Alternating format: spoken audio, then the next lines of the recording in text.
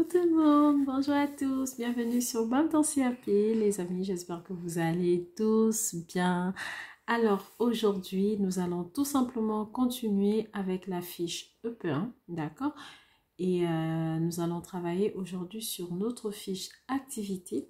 Comme vous le savez, le jour de l'examen, vous devriez présenter deux fiches devant les membres du jury qui sont normalement au nombre de 2, mais ça peut être un examinateur, mais généralement, je pense pour la plupart du temps, c'est devant deux examinateurs, d'accord?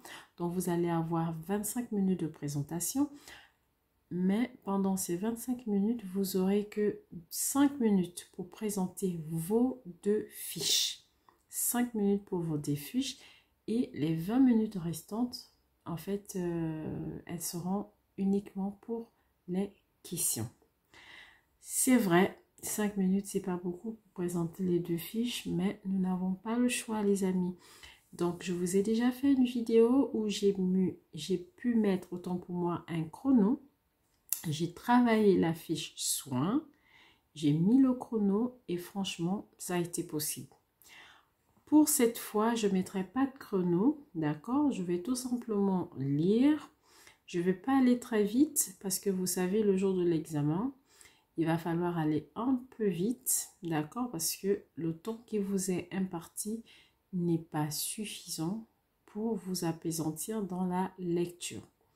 Lisez vite, mais soyez naturel, soyez professionnel. Ne faites pas de récitation, d'accord? Vous lisez mais de façon naturelle en sachant exactement ce que vous êtes en train de dire. Ne prenez pas toute la fiche pour essayer de l'expliquer. Rassurez-vous, le jury, ils ont déjà devant leurs yeux vos fiches. Donc, ils savent très bien que pour 5 minutes, il est impossible de présenter tout ce qu'on a inscrit sur les fiches. C'est tout simplement un petit résumé. D'accord? Donc là, on va aujourd'hui travailler un modèle de fiche activité et pour cela, j'ai choisi la pâte à modeler. Je sais que beaucoup d'entre vous, vous avez certainement choisi cette activité. Donc, pourquoi pas, ça pourra vous aider. Et pour ceux qui n'ont pas choisi comme activité pâte à modeler, rassurez-vous, hein, ça ne change pas grand-chose. Il faut tout simplement rester dans le même optique et ça va se faire. Et surtout, les amis, entraînez-vous, chronométrez-vous, soyez naturel, soyez professionnel. Faites attention aux mots que vous allez utiliser parce que tous les mots utilisés, tout ce que vous allez dire fera office de question. D'accord? Bon, nous allons tout de suite commencer. Avant de commencer, je tiens à dire merci, merci franchement les amis pour tous les partages. C'est un grand soutien que vous faites à cette chaîne. Merci à tous les nouveaux abonnés. Je pense que cette vidéo, elle vous est dédiée. Vraiment du fond du cœur, je vous dis merci. Parce que je sais que c'est grâce à vos partages que beaucoup arrivent à découvrir ton CAP, arrivent à s'abonner parce que le contenu arrive à les aider, notamment à préparer leur examen. D'accord les amis? Alors, trop de blablabla, nous allons tout de suite commencer. Donc, tout d'abord, vous allez vous présenter, vous, d'accord, en tant que candidat. Donc, c'est la première chose à faire. Donc, qu'est-ce qu'il faut dire? Bonjour, je suis Madame Benza Claudia, actuellement en stage dans une crèche. Je passe le CAP AEPE dans le but de devenir assistante maternelle. Je ne le dirai jamais assez, mais peut-être pour les personnes qui me découvrent, lorsque vous faites votre présentation, il ne s'agit pas d'étaler toute votre vie. Ce que les examinateurs, en fait, ils attendent, c'est déjà de savoir votre prénom, mais rassurez-vous, ils le voient déjà sur les fiches, hein. Mais c'est la politesse. Politesse oblige. Donc, le bonjour, bien évidemment, d'accord? Vous vous présentez, vous donnez votre nom, vous donnez votre prénom, d'accord? Si vous êtes en stage, bien vous le précisez. Si vous êtes étudiant, vous pouvez le dire. Si vous travaillez en intérim, c'est mieux de le dire aussi. Et ensuite, les motifs qui vous emmènent à passer le CAP. D'accord? Quel est votre projet? Ils attendent beaucoup sur ça, les amis. Donc, soyez précis. Si vous passez le CAP dans le but de travailler en crèche, il faudra le dire. Si vous passez le CAP pour devenir assistante maternelle, précisez-le. Mais c'est important pour le jury de connaître votre projet professionnel. Le reste, gardez-le pour vous. Si vous avez des enfants, si vous êtes fiancé, ce n'est pas le problème du membre du jury. D'accord? Donc, une fois que vous avez terminé cette partie, je me présente. Donc, vous pouvez le faire très vite, hein. D'accord? Parce que ne perdez pas trop de temps là-dessus. Vous n'avez que 2 minutes et demie. Après cette partie présentation, vous allez ensuite présenter la structure. Excusez-moi si vous sentez que ma voix de temps en temps essaye de trembler et autres. Je suis un peu prise par un rhume qui me dérange et je tousse aussi. Donc, désolée, d'accord? Ensuite, vous allez présenter la structure. Donc, la structure dans laquelle vous avez exercé. Si c'est en crèche, si c'est en MAM, vous allez parler de la structure. Dans la structure, qu'est-ce que je peux dire? Après, vous pouvez modifier, hein, bien évidemment. Moi, je vous donne comme ça un canevas. Donc, ici, vous pouvez tout simplement dire, j'ai donc passé 6 mois de stage au sein des Lapinous, une micro-crèche collective qui a eu son agrément depuis 2010 par le président du conseil départemental du Calvados. Elle accueille 20 enfants. La crèche est composée de 9 professionnels, notamment une directrice responsable de la structure qui a un diplôme d'infirmière. Il y a également une directrice adjointe, 2 auxiliaires, pour ne citer que cela. Et vous vous arrêtez là. Bien évidemment, vous n'allez pas lire comme je suis en train de le faire, hein. Vous allez aller un peu plus vite. Je vous recommande vraiment vivement de regarder la vidéo qui parle de 5 minutes chrono. Parce que là-bas, j'ai vraiment un tout petit peu respecté. Sinon, je peux dire j'ai respecté. D'accord? Donc, on est bien dans les temps. Donc, il va falloir partir sur ce même tempo. Si vous pouvez aller encore beaucoup plus vite, faites-le, mais soyez, comment dirais-je, en fait, il faudrait qu'on puisse comprendre ce que vous dites. D'accord? Voilà. Donc, ici, il est question, en fait, de parler de la structure. Donc, si c'est une micro-crèche, si c'est une crèche, une grande crèche, voilà, vous pouvez vous préciser, hein. Si c'est en MAM, vous le dites, d'accord? Précisez si, par exemple, la crèche, elle est privée, si elle est collective, c'est important. Collective, ça veut dire qu'elle est gérée par la mairie. Et si elle est privée, vous pouvez préciser aussi, d'accord? C'est important pour eux de connaître le statut juridique de votre établissement. D'accord, les amis? C'est important également aussi de connaître la durée de votre stage. D'accord? Ça leur permettra de savoir si vous avez rempli le nombre d'heures qui vous est imparti, à savoir en gros 500 heures. D'accord? Pour le stage. Donc, c'est important de préciser. Je pense que vous pouvez aussi mettre le nombre d'heures effectuées. Et moi, je fais simple, je mets 6 mois comme ça. Ensuite, c'est important de préciser où est-ce qu'ils ont obtenu leur agrément, quand est-ce qu'ils l'ont obtenu, sachant que l'agrément, c'est tous les 5 ans. D'accord? Après, il est aussi nécessaire de préciser le nombre d'enfants accueillis dans la structure. D'accord? Donc, vous pouvez le mettre. Bon, est-ce qu'il faut mettre l'âge des enfants? Après, ça dépend. Si vous pensez avoir du temps, lorsque vous chronométrez, vous pouvez. Mais moi, je pense qu'on n'a pas beaucoup de temps. Donc, on ne mettra pas forcément toutes les informations. Et surtout les fiches. En fait, les membres du jury, ils ont vos fiches, les amis.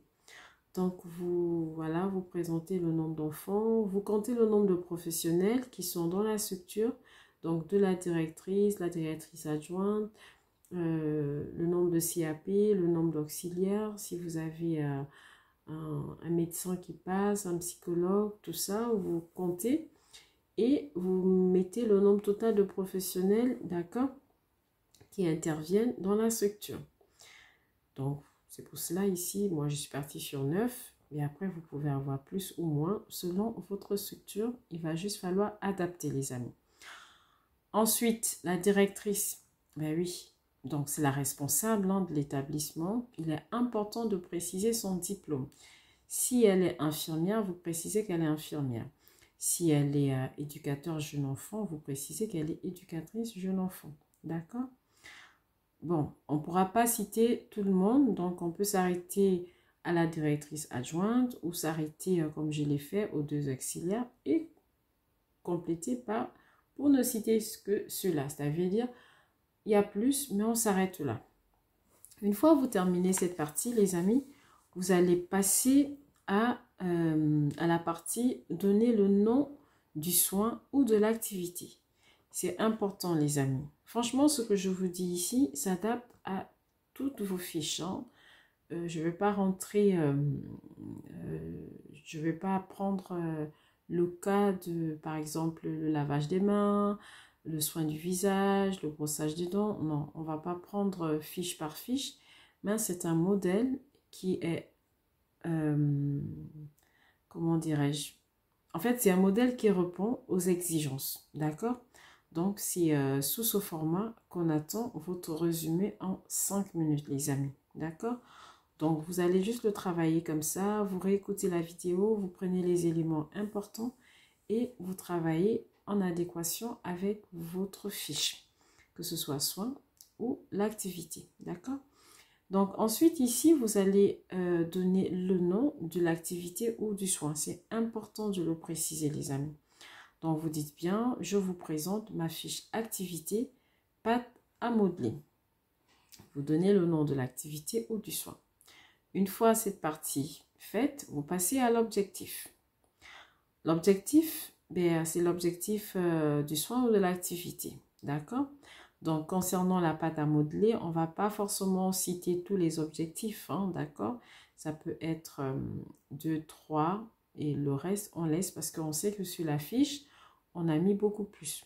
Donc, ici, on va tout simplement dire, voilà, donc pour l'objectif, on dira tout simplement que l'objectif de cette activité est de permettre le développement de la motricité fine des enfants, d'accord?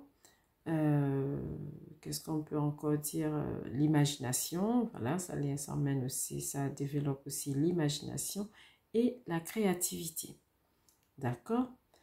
Voilà, donc vous parlez comme ça. Vous n'êtes pas obligé de citer, par exemple, vous n'allez pas dire nom du soin, objectif, non.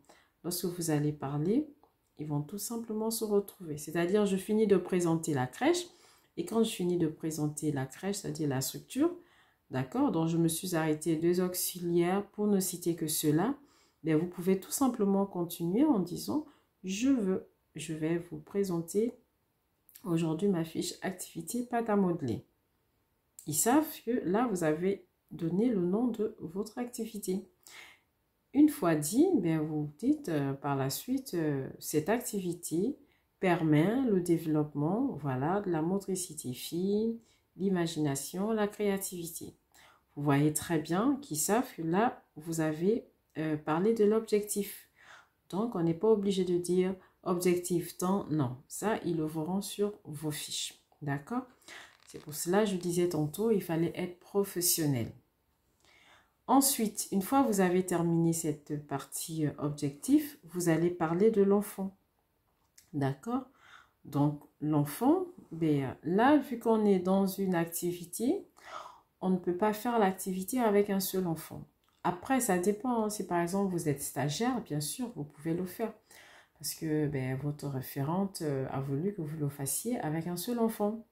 Ou tout simplement, l'enfant a des particularités. D'accord?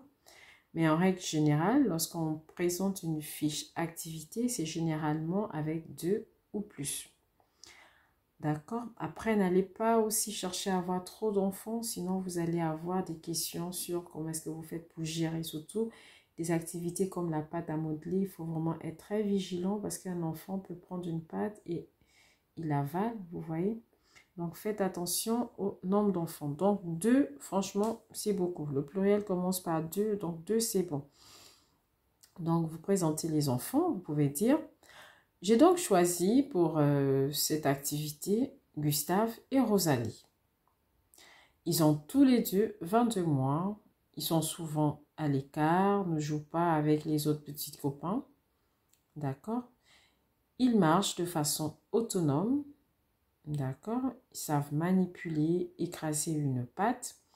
Ils parlent en phrases simples.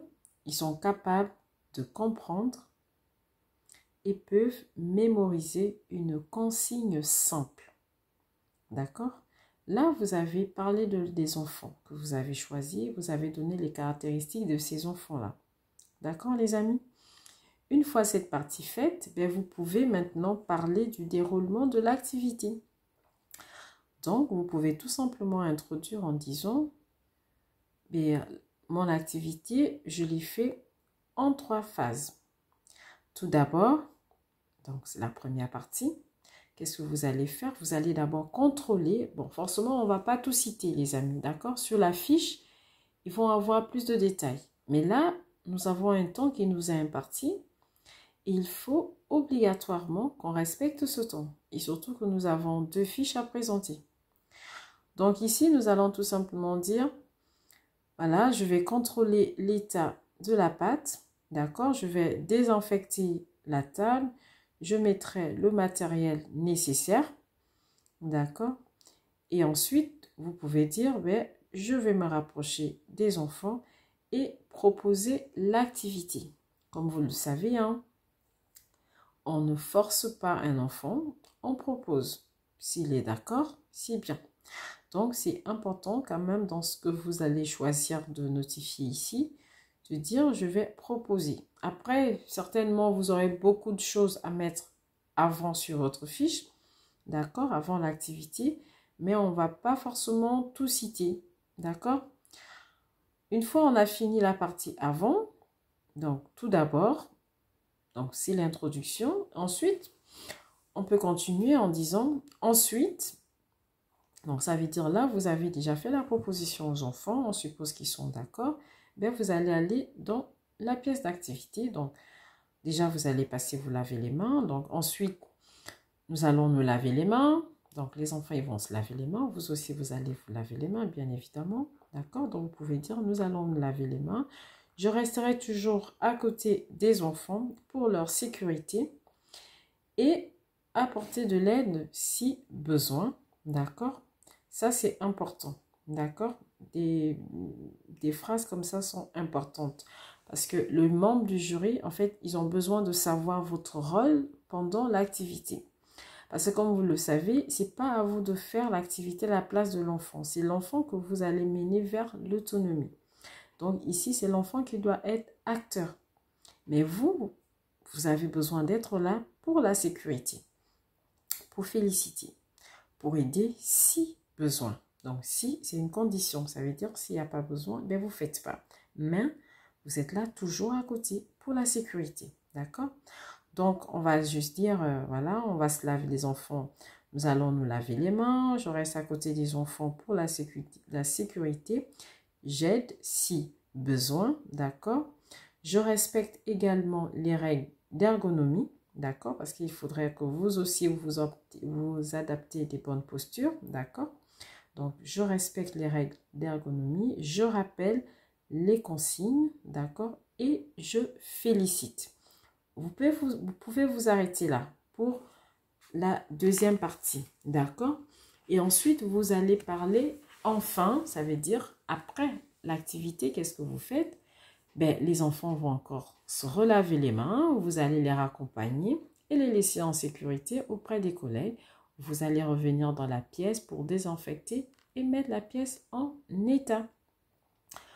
Vous allez ensuite effectuer la transmission, donc transmission orale, vous pouvez en discuter avec les collègues, d'accord, parler de l'évolution de l'enfant. Et vous allez également faire la transmission écrite. La transmission écrite est importante parce que par exemple le soir, lorsque les parents viennent chercher l'enfant, c'est important pour eux de savoir ce que l'enfant a fait, quels sont les progrès, vous voyez. Donc vous pouvez dire voilà, donc j'effectue la transmission orale et écrite. J'effectue ensuite donc après, vous allez parler de la remédiation. La remédiation, je vous ai déjà expliqué, c'est ce que vous pouvez faire pour améliorer. Si par exemple, vous avez oublié de prendre plusieurs emporte-pièces et qu'à la fin, les enfants vous demandaient par exemple certaines formes que malheureusement vous n'avez pas prévues dès le départ, ben, vous êtes obligé de demander à une collègue de vous les apporter. Vous voyez? Alors que vous aurez pu tout mettre en un lors de l'installation du matériel. D'accord? Ou si tout simplement vous vous rendez compte que vous aurez dû peut-être prendre beaucoup plus d'enfants, peut-être 3, ben vous parlez de cela. Donc la remédiation, c'est ça. Qu'est-ce que j'ai pas fait cette fois? Je me suis rendu compte que j'ai pas bien fait. Ben, la prochaine fois, je m'améliorerai. D'accord les amis? Donc c'est une petite vidéo comme ça. Et une fois vous terminez, ben, vous remerciez les membres du jury. Hein. Vous pouvez tout simplement dire merci de m'avoir écouté. Et puis c'est tout. Vous voyez? Comme ça, il y a eu de la politesse en entrée et encore une formule de politesse à la fin. Voilà les amis, donc c'était une petite vidéo comme ça pour vous faire la deuxième fiche sur l'activité. J'espère franchement que cette fois, chacun de vous va pouvoir déjà travailler correctement sa fiche et pouvoir faire un résumé, s'exercer, se chronométrer et être prêt le jour de l'examen. Sur ce, les amis, je vous dis à très bientôt pour une prochaine vidéo. Merci de tout cœur et au revoir. Au revoir les amis.